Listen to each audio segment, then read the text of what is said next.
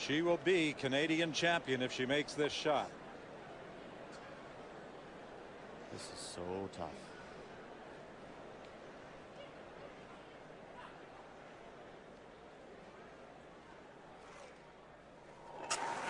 A most difficult attempt, trying to come in off a stone on the outside, trying to get the roll to the stone at the button. They're working on it frantically. There's the contact. There's the roll. She's made it.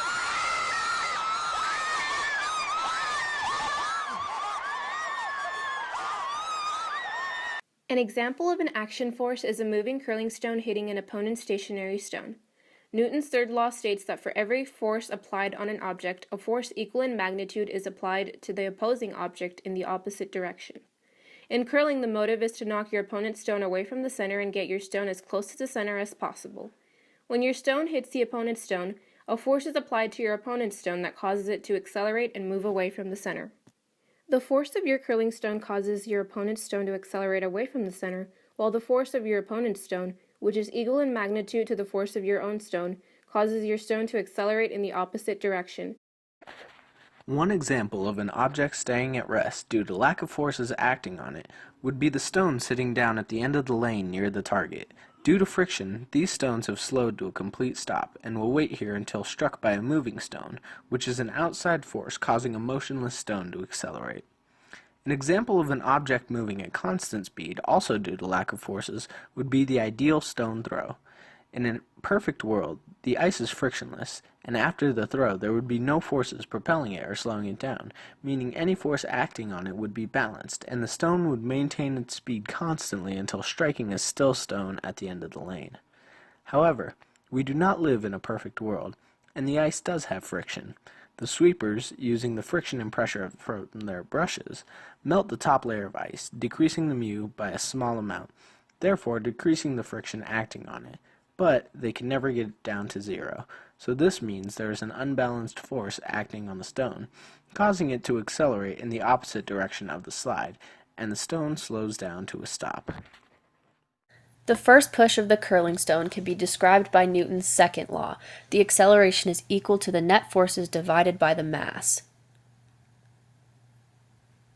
We'll start with a free body diagram, with force gravity going down and force normal opposing it. These two are equal because there is no acceleration in that direction.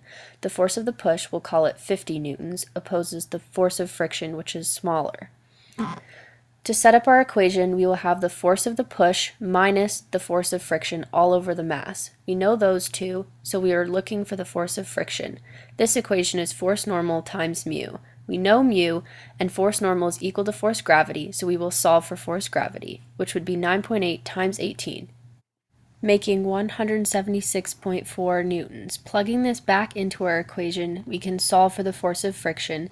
This rounds to be 3 newtons. Plugging this back into the acceleration equation, we have the force of the push minus the force of friction all over 18 kilograms of mass. This makes the acceleration 2.61 meters per second squared. Going back to Newton's second law, we can use it to calculate what happens when the two curling stones hit each other at the end of the track. Let's call the left one A and the right B. It's important to note their masses are equal. For the free body diagrams, again we have force gravity opposing force normal, balanced because there's no acceleration in that direction. To the left is the force of object B on object A, let's say 35 newtons, opposed with a small force of friction, still 3 newtons, because our constants are the same. For the right diagram, we again have force gravity opposing force normal, balanced, and equal to the first diagram because their masses are equal. To the right is the force of object A on object B, also 35 newtons, because Newton's third law states that these two are equal opposing forces. There's a small friction force, also 3 newtons, because their masses and normal are the same.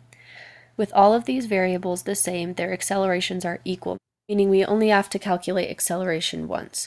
We'll put the force of object B on A minus the force of friction all over mass. When we plug in our numbers and solve, we find that the acceleration for both objects B and A is 1.78 meters per second squared.